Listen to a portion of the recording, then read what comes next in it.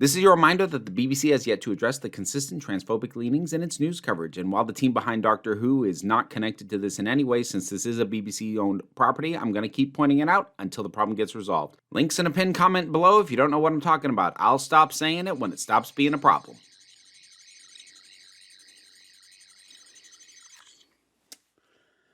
I got to admit, I did not think I'd be doing an overview of the era this quickly.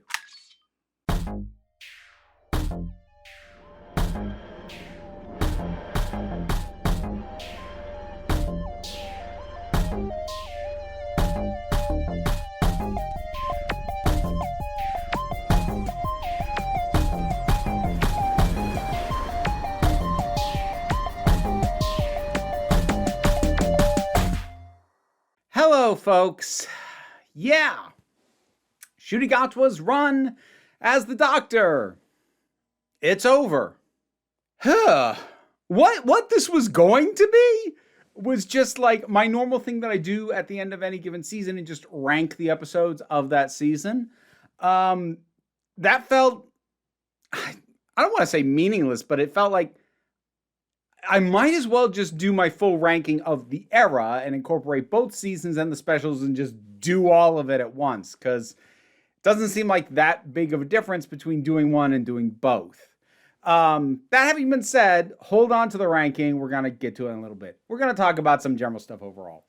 Now, a fair amount of what I might say here, I already said in my review for The Reality War, because I am very, very confident that a large amount of what is off about it, the big one being how suddenly the decision was made to have the Doctor regenerate, and it feels like there's a ton of dangling threads that either went unaddressed or were wrapped up preposterously quickly, and at least for me, unsatisfying in a lot of cases.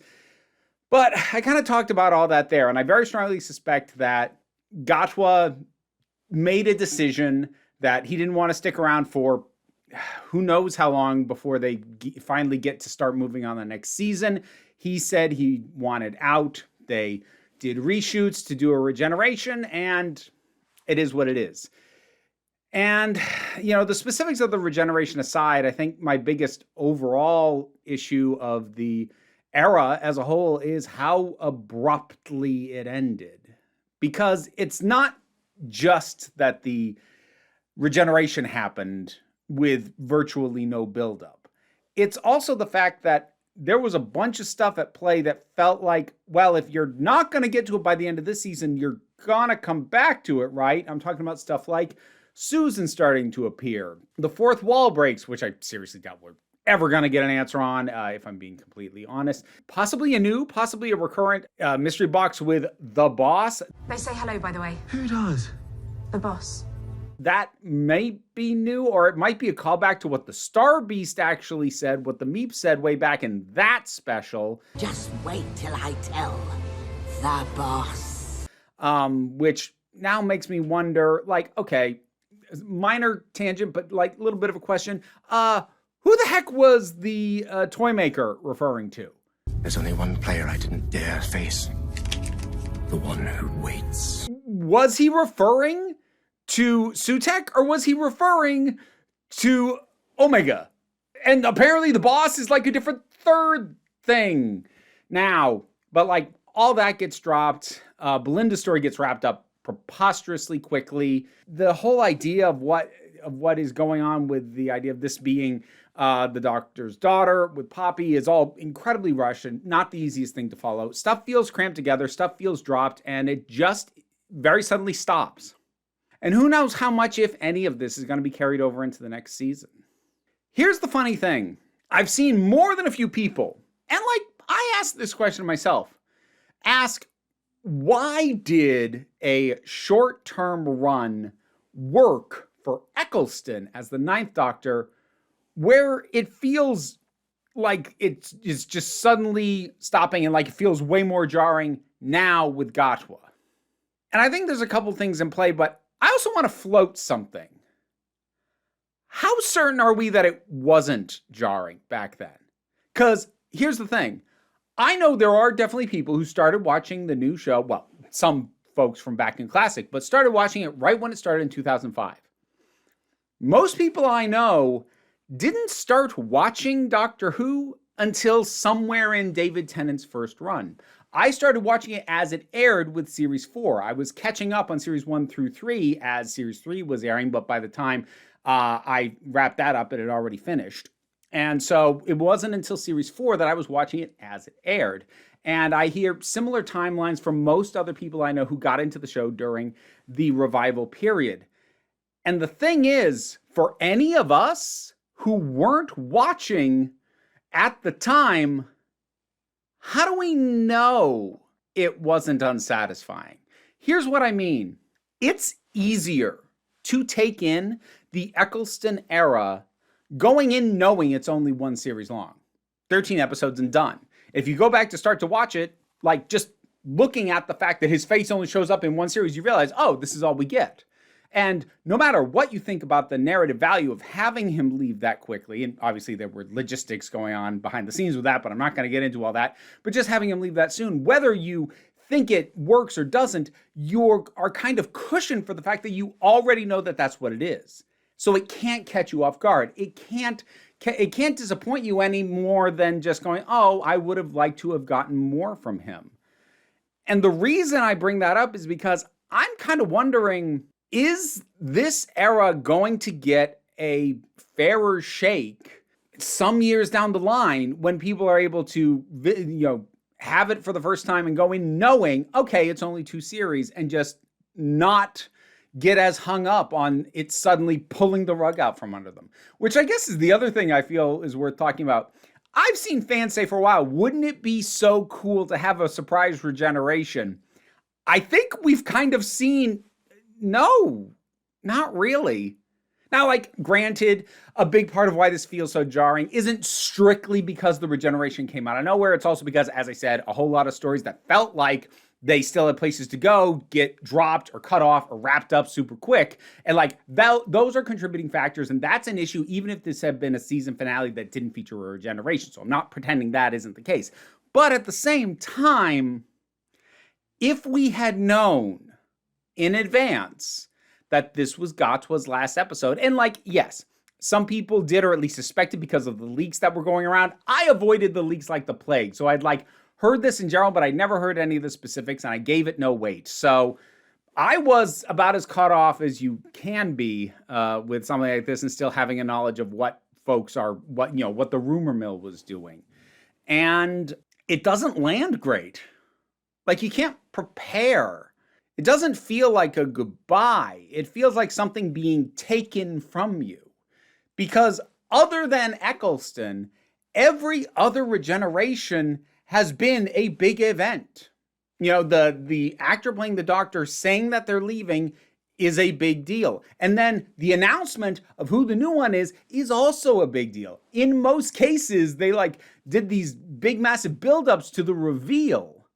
I think this is a case of be careful of what you wish for those out there who were going, oh, wouldn't it be cool if they could sneak a surprise regeneration on us? And no, I don't think so. I think being blindsided, especially when, we haven't really been preparing ourselves and, people weren't looking at this as a wrap up. They were looking at this going, oh, and then I wonder what comes next. Well, when you're excited to see what comes next, or at least curious, even if you haven't been that high on this particular era, to suddenly have the answer be, something completely different because we're done with this, that doesn't land great. It just doesn't. Now, I don't know how much of that I want to blame on. Like, there's blame to go around on all this. Again, I talked about that in my video on the Reality War, so I don't want to reiterate all that. But I'll tell you what. While I am going to be ranking the individual episodes of this era, I don't feel super equipped to evaluate the era as a whole right now. Because I kind of feel like I need some distance from it. In the past, I have done, initially it was Overdue Reviews for episodes of the show that I actually had never done reviews on because I started, putting out reviews as they aired, starting with Day of the Doctor. I did those Overdue Reviews, and then when I caught up to the stuff that I had already reviews, I started doing Take Two reviews. And there were things that I had completely different assessments of, including a fair amount of Chibnall's era. It's interesting to look back at something like The Timeless Children and realize when I watched it a second time, initially, like, my big takeaway was this massive lore change. And like, I'm not precious about lore, but it was a change I didn't like. You know, the fundamental, oh, you changed lore, I don't care. But like the idea of making the Doctor that important, I didn't care. But when I rewatched that episode, that didn't bother me nearly as much because on the rewatch, I knew it didn't go anywhere. So I like a lot of my annoyance when it happened was that, oh, great, you're going to make the Doctor like super important, like the most special, precious thing in the universe. And they didn't really. Chibnall didn't really do anything with that idea. And so as a result, on the rewatch, that particular part of the reveal didn't actually upset me that much. I found a whole bunch of other stuff in The Timeless Children to actually get even more ticked off at once the sort of confusion and befuddlement had cleared on the issue of The Timeless Child, and I was able to more properly examine everything else going on with that episode, and it's not good. Again, that's a rant I've done, so we'll move on. But I do think I'm going to plan on doing it next year, around this time. I'm gonna do my Take Two look at. I might start with the Tenant special. I suppose I should, but I'll start doing a Take Two review of this run of stuff. And I feel like after I do that, I'll be in a better position to assess the era as a whole. Since I brought up the Tenant specials, I guess I'll mention here I am not going to be including them in the ranking, and I really do think I need. If and when I talk about those again, I need to talk about it as its own thing, because it really is pretty distinct and separate from what has gone on with Gatwa as the Doctor. So until I get that proper second viewing with the benefit of time, I don't know how easily I can assess this era as a whole, because I'm still kind of in the middle of it. I'm still feeling my feelings of like, but so much stuff went nowhere. And there's other things that I can bring up that I don't think are invalid, like the fact that Belinda feels like a very shafted character. I've seen people in the past make pretty good video essays talking about what a underappreciated companion Martha was. I expect we'll get that for Belinda as well, because looking at the first few episodes, she was so much more interesting a character than she ended up by the end. Stuff like that. And then Ruby sticking around is still carrying a lot of weight, but also not being the main companion anymore, which is another thing that I don't know how much to blame RTD for, because he probably was not expecting Millie Gibson after the first season to go, I actually don't want to do this for the full run for another season. So that's probably partly why Belinda feels as coupled together as she is, on top of very likely Gatwa saying, hey, I'm not going to stick around for another season, write me out, and then hurriedly having to throw that together. Like, there's some stuff that is out of the control that they just have to come up with the best way to deal with it. You can still say that even under those circumstances, these weren't the best choices. Like, broadly speaking, I'll just say this. If you had to close out Gatwa, I would much rather you'd figured out a way to integrate Susan into that story that results in his generation than the stuff that you did with Poppy. That would have been my preference. Whether or not you could get Carol Ann Ford for the time or the schedule, or whether she was up for doing more extensive scenes, I don't know. But if you could, I would have preferred that. The first season, whatever you feel about it, feels like a pretty complete product with, a dangling cliffhanger in Mrs. Flood. The second season feels like a mess. It feels like people trying to cross a bridge as they build it. And they're building it out of whatever random scrap they can get their hands on. That's kind of what the second season feels like. But you can sometimes cobble together some good stuff. And sometimes in the process of throwing stuff at the wall and seeing what sticks, you end up doing some good stuff anyway. Again, though, I think I at least am going to need a little bit more distance before I feel really able and equipped to properly dissect that. But it will be interesting to see what time does for the appreciation of this era. Because I have a feeling in general, it's gonna go up. Not like massively. I don't think this is gonna become like a fan favorite, but I think that as time goes on, people will remember and appreciate and praise the good and let go of a lot of the bad. I've already seen that happening with the Whittaker era. People will certainly bring up her in specific and how much they miss her. I don't hear a whole lot of people say how much they miss Chibnall, but I hear plenty of people say how they miss her. So I think as time goes on, people will become kinder to this season.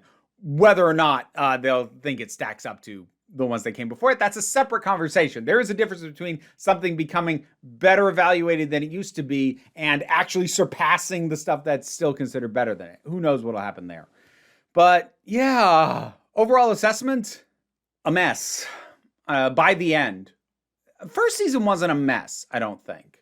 I didn't love all the first season, as we'll get to in a hot minute, but first season was not a mess. First season was pretty clean. Second season was a mess. And it doesn't feel great to end on a mess, especially unexpectedly. Not that expecting a mess can help. I don't know. I just flashed back to the 8th season of Dexter for a minute. We knew that was the end, and it was still, that still hurt. That was so bad.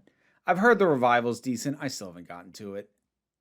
That wound still hurts. Anyways, why don't we go through the 16 episodes and 2 specials of the Gatwa era and rank them. Now, before I start getting into this, let me note, I make no attempt to be objective about this ranking. This is based 100% on my current sensibilities, and I will underline the word current because this probably won't even be the exact same ranking as with just the season 1 stuff. It's probably not going to be in the same order that I had it when I ranked just season 1 because I don't care about being consistent. My opinions will change. Things will go up and down in my estimation. It just is what it is. And also keep in mind that I am not trying to say this is objectively the worst. I'm saying what landed worst for me when I start talking about the bottom. And as we get higher up, there may be things that have more problems, but maybe they aren't problems that bother me as much as something that I put lower. And if you have paid attention and have been watching my reviews, you might already know how we're kicking this off. Let's rip off the Band-Aid. Start at the bottom. Number 18. The Interstellar Song Contest. And I have just lost a ton of you. Look, from a production, a narrative flow, the overall feel and energy, the look of it, it is a well-produced episode. But it does a couple of things that really, really upset me. And I weigh those more heavily than something that had more mistakes that didn't bother me as much. Firstly, there is the very uncomfortably handled allegorical nature to it, and the fact that the Interstellar Song Contest obviously maps onto the Eurovision Song Contest. And the Eurovision Song Contest has had a lot of controversy around the participation of Israel with the ongoing genocide in Gaza. And here we have survivors of a genocide at the core of the story, and the false dichotomy presented where the only two actions taken by the survivors of said genocide are to either attempt to kill people so detached from the events that happened to him and kill them in such a large number that it is impossible to possibly back or even vaguely be like, okay, he's justified in some level of violent retribution because he takes it so far, nobody could ever support that. I mean that. He wants to kill trillions of people versus the other extreme of basically asking politely to stop being genocided by singing a pretty song. That is a false choice. That is a false dichotomy. And even if you take the specificity of Palestine and Israel out of it, I still find that gross. And I find that really, at best, morally misguided, if not apprehensible. I really don't think it's okay to present genocide survivors as either you are doing something so horrible that nobody could support it, or you are basically doing nothing and just hoping people take enough pity to help you. I think that is not an okay thing to say. I don't think that's an okay position to take on a situation like the one created in narrative. Again, forget about real world allegory for a minute. I don't think that's okay. And even if I set that aside, I'd probably still put this at the bottom because the doctor tortures somebody. He tortures a man who he's already beaten.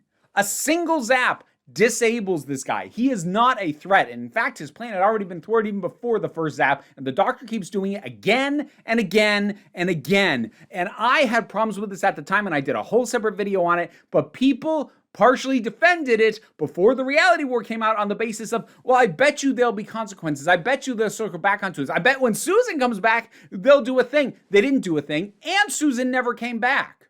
The two major problems in terms of things being dropped and not picked up on in season 2 that I have are the doctor tortured somebody, and that has no meaningful consequences or distinctly noted introspection from him as a result. And you also tied Susan into that. Susan, who he ignored, telling him to stop. And that never comes around either. These are the two failed to wrap up plot threads that I am the most infuriated about, and they're both here. I do not like this episode at all.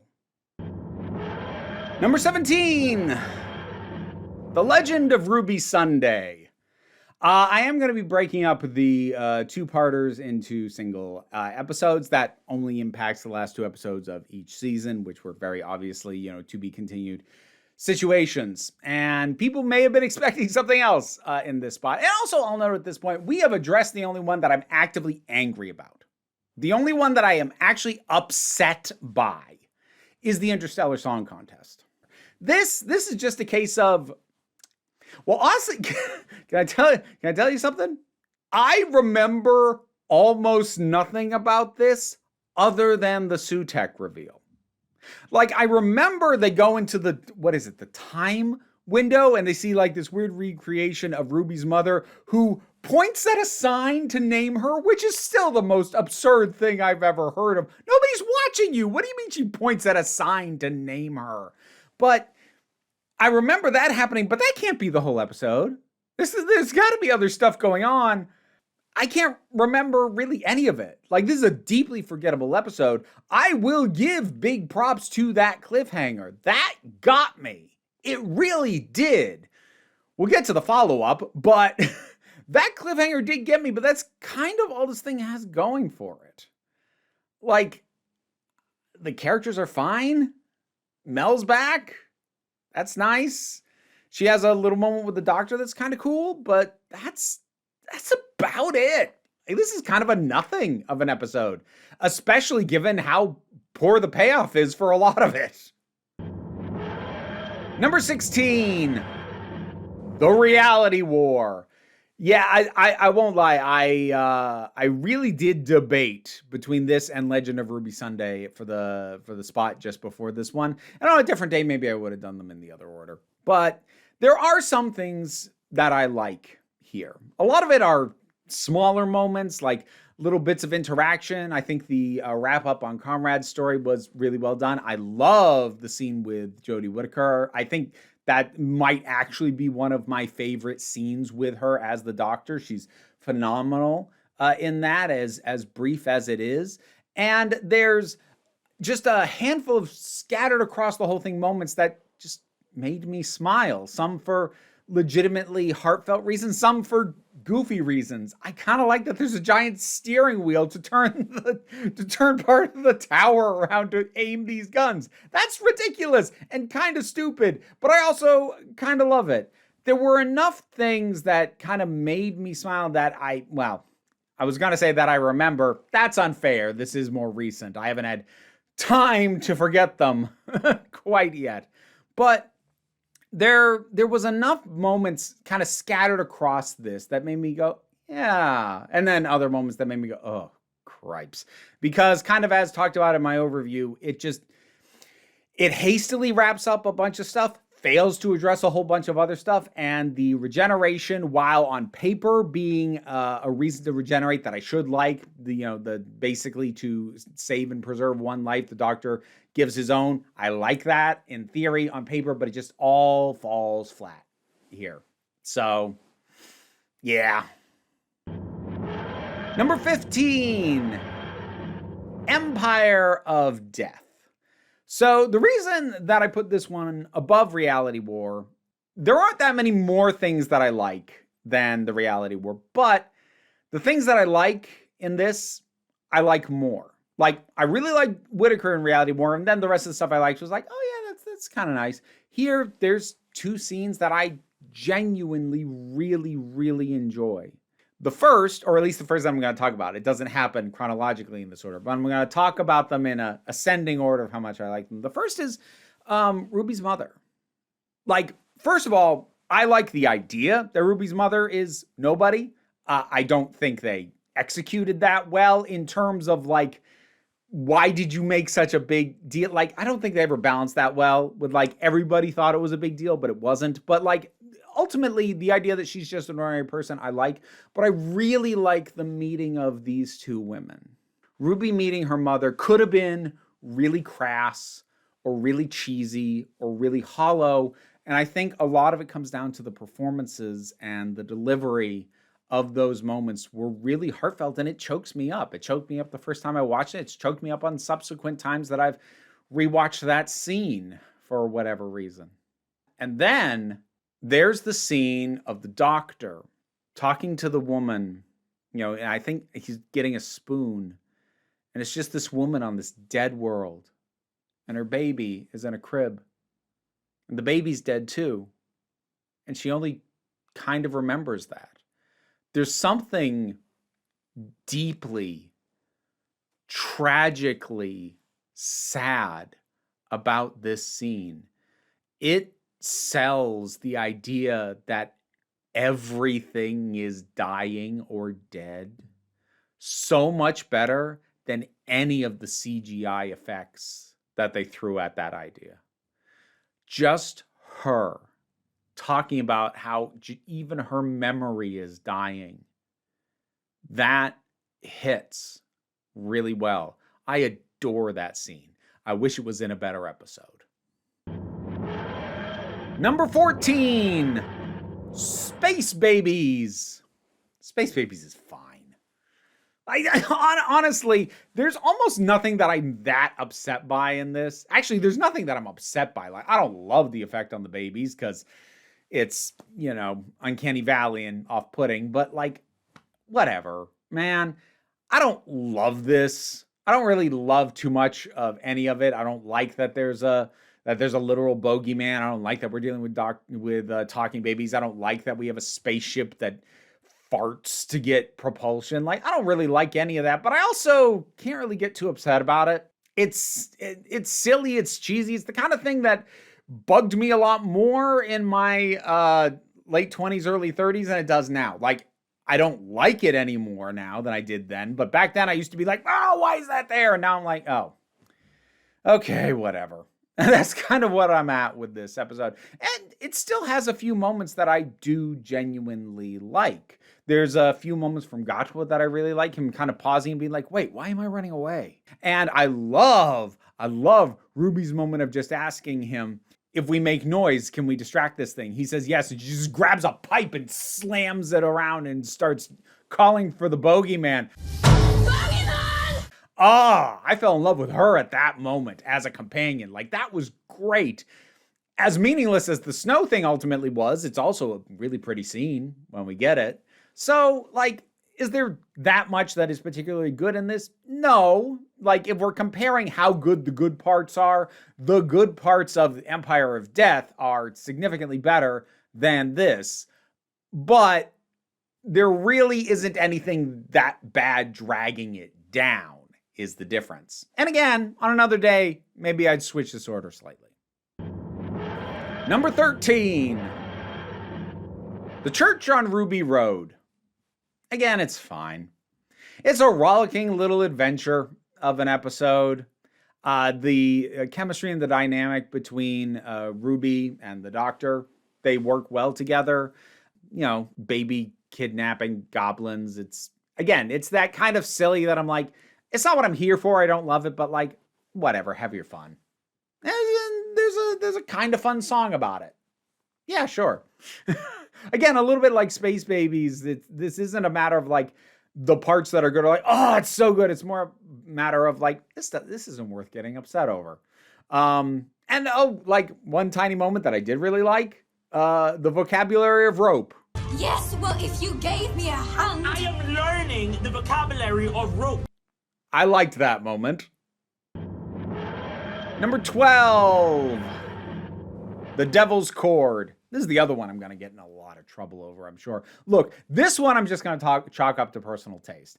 I talked about this in my full review of The Devil's Cord, but the simple reality is that while it is a perfectly valid way to choose to perform this character, the way Jinx Monsoon plays Maestro at an 11 the entire way through is exhausting to me. I need some variance. I need some levels. She came in to play it camp, and that is fine. However, I am not the biggest fan of camp. I'm not the biggest fan of drag style camp in particular. So it's just a matter of taste. And, you know, the novelty of the Doctor and the Beatles, like, it's fine. There's not a ton done with that. Their bad song about their dog, though, that's kind of a classic. I need a compilation album of that and Dug-a-Doo. That's what I need that in my life. But otherwise, I certainly get why people like this one more than I do. And I think some of the ideas in it, especially like the scene that is completely silent where the Doctor wipes out all noise, that's a nicely done, tense scene. Really like that one. But again, just the level of camp is just not to my taste, personally. Number 11. Wishworld. I bet you people thought this one was going to be lower because of its association with its second half. The thing is, though, Wishworld does actually set up things pretty decently. The follow-through fell apart real bad, but I actually do think that Wishworld is a decent front half. That's one of the interesting things about looking at two-part episodes as separate entities as opposed to one big story, because sometimes you find something where, like, boy, that was a solid setup that you just failed on the follow through. And sometimes you find, ooh, that was a messy opening, but you stuck the landing. It can go either way. If you're very lucky, both halves will be real consistent. If you're unlucky, they'll both be garbage. But this is, I honestly think, a pretty solid setup as far as these things go. The introduction of this world that Conrad has created. And again, a character who we already know. We know Conrad, and the way he has shaped this world is very much in keeping with what we understand about him as a character. So that all played pretty well. The kind of surrealness of it, I think, played decently. And it teed up stuff for the finale. And it's not this episode's fault that it fell apart. Number 10. Joy to the World. Again, it's fine. You know, it's a sappy Christmas special of an episode. There are still some good things in here, though. The best part being the Doctor and Anita for a year. That is a really, really beautiful section. You know, watching the Doctor slow down, watch this relationship get built, and the little glimpses we get of it, it's really sweet, and I like it a lot. While I don't particularly enjoy the ultimate conclusion on Joy's story, I do like the character of Joy. I like her presence. I like her performance. I like Trev a lot. He was great. There's a really strong supporting cast in this. I think he does a fair bit to boost this up a little more than it might have been otherwise. But ultimately, at the end of the day, it is the kind of fluffy holiday special stuff that makes me not super love the Christmas specials as a rule. Sorry, just call me the Grinch. Number 9, Rogue. This is pretty much buoyed by the guest performer, the titular Rogue, and his performance chemistry with Gatwa. The two of them together are quite good. And like he's great even on his own. He brings it, like he could have felt very much, and I think on paper he probably read a bit like a Captain Jack knockoff. But he is infused with his own sensibilities, his own characteristics, and he's a bit more reserved. Like he can be kind of charming, he can be kind of dashing, but you can tell he's holding a bit more back, and not in that con man way that Jack did on his first appearance, but a bit more, just a little more guarded, a little more reserved. And I think really enjoying him as a character is the main thing that lifts this up. And, you know, add that to the pile of sins of the finale that he's just stuck in a hell dimension forever, for as far as we know. Great. Not this episode's fault, though. Number 8, the robot revolution. Yeah, there's issues here. I don't like the cat thing. I didn't put too much weight behind the issue of the Doctor and Belinda kind of laughing off the fate of Al. In light of what happened in Interstellar Song Contest, that lands a little worse now than it did. I'm still kind of like, what was he supposed to do?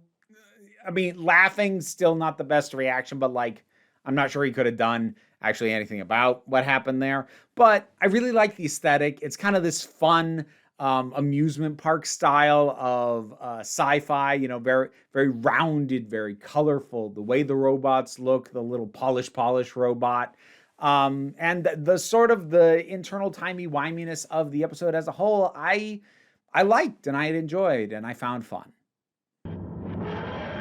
Number 7, Boom. Doctor stuck on a landmine for a while. Pretty solid setup. It gets hung up on a handful of things that, like, I would much rather, especially given that this was just the 3rd episode, I would much rather have taken the opportunity of a really intense situation to just almost have it be purely a two-hander between the Doctor and Ruby and just really, like, basically forcibly get them to really have to connect and work together when they haven't fully established that rapport yet. And there's some of that there, but then it has to share space with the ambulance and the reveals about Valengard and, you know, these people who are fighting this endless war just to profit a company, which, like, not invalid points to make and not points I disagree with. But it's for how solid and bare bones and strip down the basic pitches, there's too much other stuff going on. But when it does stick to that core pitch, it's pretty dang good. Number 6, The Well.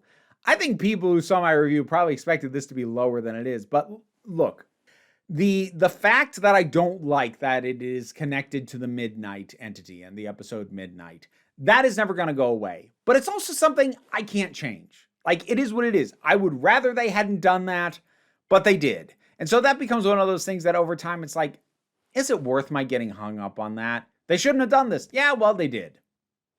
What are you going to do about it? And depending on the nature of what the thing is they did, maybe I'll really hold a grudge on it. Or maybe I'll go, yeah, fine, what can you do? And that's kind of how I feel about this. And once I set aside, at least as much as I can, the fact that I really don't like them setting this on the planet Midnight again, I think this is a pretty dang solid horror-leaning episode of Doctor Who. I think it handles the atmosphere pretty well. The core supporting cast is solid. Alice and I forget her name, but the woman who led the squad.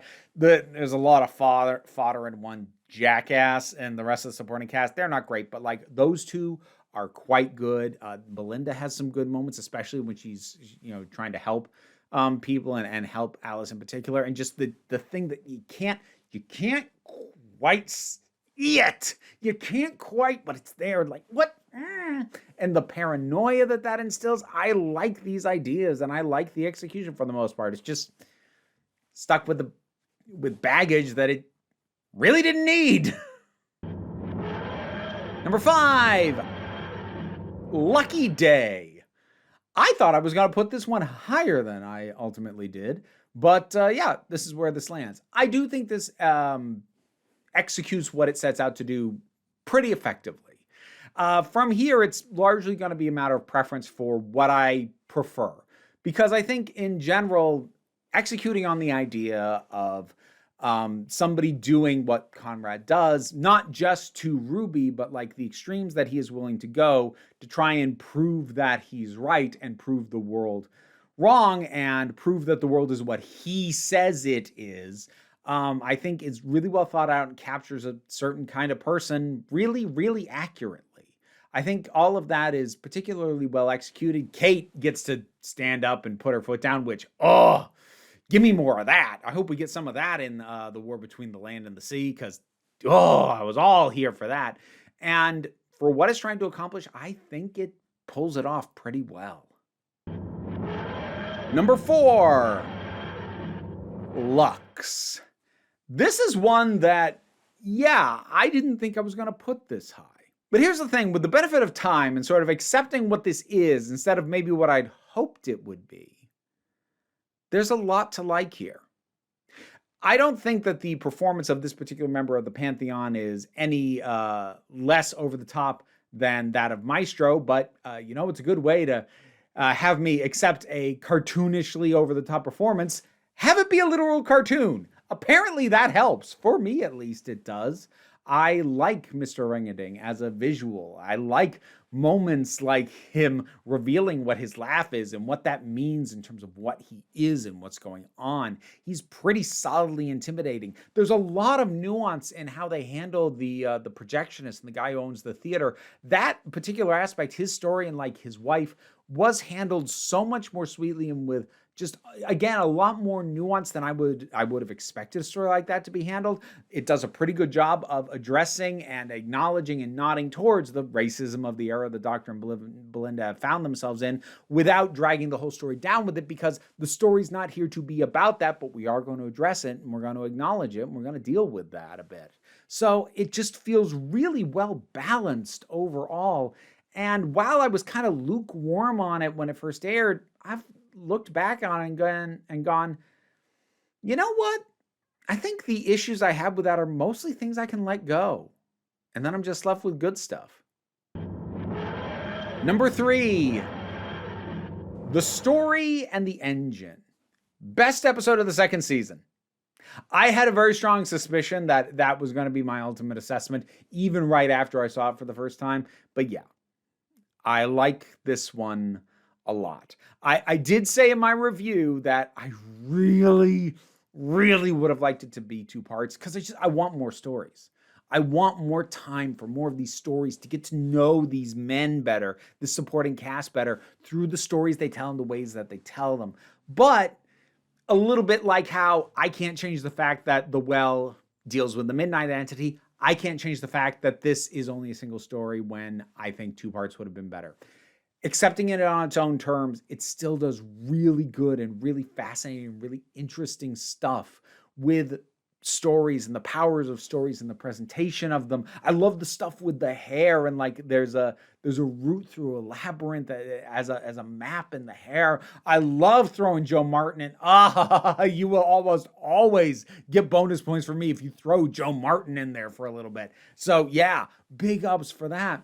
The performances were really good. The guy who plays the barber has such a great presence, and he really gets to show it off here in a way that he didn't when they buried him in Catman makeup last time he was on the show. But I really enjoyed the performances here. I really enjoyed the digging into the power of stories. I like the way that it kind of highlights the very specific ways in which certain ways of telling stories are not held in the same esteem. The idea of the story or the song changing because it's not the same as it was last time I sang it. Why would I sing this song the same way? And how that sort of deprioritizes the storytellers, and how one particular storyteller just takes issue with that as he sees other people remembered as the authors and he isn't. The ideas are interlocked and intermingled in a way that I just think is really well put together. Now, before I get to the last two, if you've been paying attention and you know all the episodes, and it's not too hard to know all of them, there aren't that many, you know that the last two ones I'm going to talk about are, in fact, Dr. Light episodes. And I have seen more than a few people snark off, not just recently, but back in season 1, it's a bad sign that the best episodes have so little of the Doctor in them. I don't want to hear it. I really don't. Because he would not have been a drag had he been more of a presence. The story that were told used him as much as it made sense to, and I'll talk about that in a minute. But they weren't better for his absence. They were really well done stories that he happened to have a smaller part in. Blink isn't better for the Doctor's absence, but it's a really good story that the Doctor only has a small part in. That's what these are. So I don't want to hear that nonsense. It's a roundabout way of slagging off the performer, and I don't care for it. That having been said, number 2, Dot and Bubble. So folks who watched my ranking of season 1 may notice I reversed these two, but let's talk about Dot and Bubble. This one, I am always going to remember the experience that I had watching it for the first time.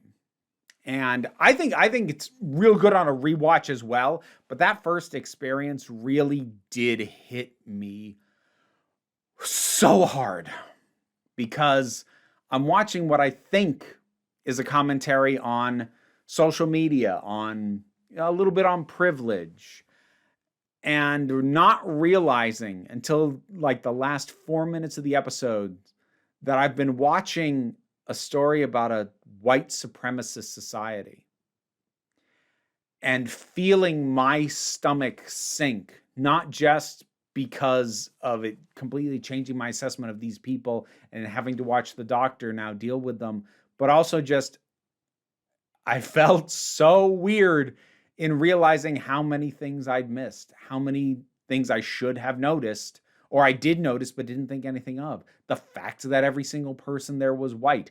The things that Lindy said about the Doctor versus how she talked about Ruby. When this is over, he is going to be so disciplined. I can't wait. All of these things that were signs that I didn't notice. And it's not because they were so subtle nobody noticed. It's because I'm white. And I have the privilege of not catching microaggressions like that. And then having it shoved in my face like, you should have caught on by now. That hit me really well. That and then just Gatwa's performance, the frustration, the furious frustration he has when they won't accept his help.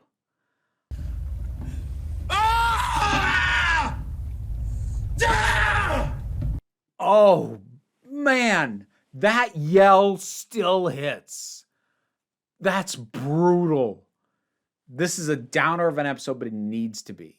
Because a society like this is self-destructive.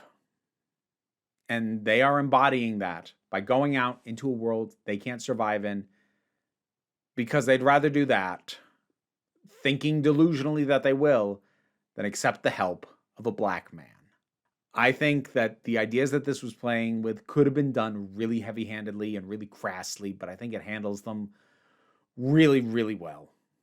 And tells a pretty fun story in addition to that. Like, watching for the details, not just in relation to the fact that they're white supremacists, but there's a lot of thought that went into this, into all the little details of how all of it works, and I really admire this episode. But I'm not going to put it at number 1. Number 1 is something that was so unlike what Doctor Who usually is. They didn't even put the normal Doctor Who credits in front of it. Number 1, 73 yards. I am in awe of this episode. I loved it first time I saw it. I've rewatched the entire thing several times since. I like it more every single time. I adore this kind of folk horror. This, we don't know what's going on, but there's definitely something weird. Can we explain it? Well, we know what the rules are. We know how it operates. Why is it like that? I don't know. We don't know. We're not supposed to. Because what happens to Ruby isn't the point. The point is what she does to bring meaning to a life tainted by this thing. And there's a lot of ways you can interpret that. A lot of people have interpreted it as a manifestation of her anxieties. You know, the part of her that says people will abandon you because her own biological mother did. And it's the ultimate manifestation of that. And anyone who is exposed to it does, in fact, abandon her. And that's a viable interpretation. And there's other things that you can consider. But again, for me, it doesn't matter. The point isn't what it does to her. The point isn't the thing that happened. It's the things that she does to move forward with her life, to still live even as this thing hangs on, and to find meaning and use for it without necessarily declaring that, oh, this was why this thing happened to me, so that I could ultimately go and do this thing. No, I don't think the episode's saying that at all. Does she find meaning in it? Does she use this thing that happened to her in a meaningful way? Yes, but that doesn't mean it happened for a reason. It just happened. And she will make her own meaning. It's what we do, all of us. We see something inexplicable and invent the rules to make it work. So that she can live her own life, even as she carries this thing with her that she can't be rid of. I find this episode so stunningly beautiful and gorgeously shot. I adore this episode. I'm at some point, I don't know when, I'm not pledging for when this is going to happen, but at some point I'm going to have to redo my ranking of every single episode of the modern era. This one's going to be high. I don't know where it's going to land, but it's going to be high. I guarantee you that. The highs were real high on this era. Which is why it's a shame that it's over. Because the other thing is that a lot of the best episodes were also written by Davis. Because like I look back at the Chibnall era, and there are episodes that I like in the Chibnall era. Only one of the ones he himself wrote I liked. So as much as I would have liked better for Whittaker, I don't look at the end of that era and think, oh, that's a shame. Well, also, she got 3 series. Shorter series, especially in the case of Flux, but she did at least get 3 series, which has become the standard. But I look at this and I look at how high the high marks are in this era, and that the best of it was written by the showrunner. We could have gotten more. We could have gotten more like this. I don't know what we're going to get. I'll always hope for the best for this show. But my looking at this era is kind of like, too soon. Gone too soon. Had great moments. Didn't have the chance to be fully great as a whole package. Or at least that's my current assessment. As I said, I strongly suspect that many people's assessment, potentially mine included, on this era is going to shift over time. But right now, that's where I am. And I think I get to be done talking about it for a little bit. I say that, how much you want to bet that like the day after this goes up, like some major news breaks about like when new seasons are coming out or what's going on with Billie Piper or something else? How much you want to bet? Because every time I'm like, and I'm going to be done talking about this for a while, something always happens. But anyways, what are your thoughts on the era as a whole, or your own ranking of the episodes? Or if you just want to do like a top and bottom 5, save yourself the trouble, whatever you want to do. Whatever your thoughts are, drop something down in the comments. Let's talk about it. Patreon pays the bills and enables me to do this as my living. Even if you can't help me out that way, like, share, subscribe. Those all help me out, but don't worry too much about it. What I really want you to remember is that you are beautiful, you are valid, and you are loved. You're the council. I'm just running the meetings. And until next time, this council is adjourned.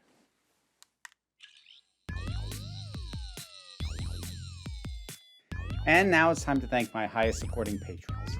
Robin Moore, Quite Bearish, Zubin Lutfula, Auntie Kate 808, Mira G, Angry Casper, Dave Hall, Andre, Movie Turtle, Oliver B, Welsh Wrestling Geeks, Melissa Pedersen, Mary Mello, Iron, Becky Sparks, Loki Eris, Tracy Scrabbit, and Sir Didymus is my favorite. We have a new little guy here under my hair. That's Satyr. So yes, he can now join in the distraction chorus as I try to read names. Thanks, guys. Welcome to the family.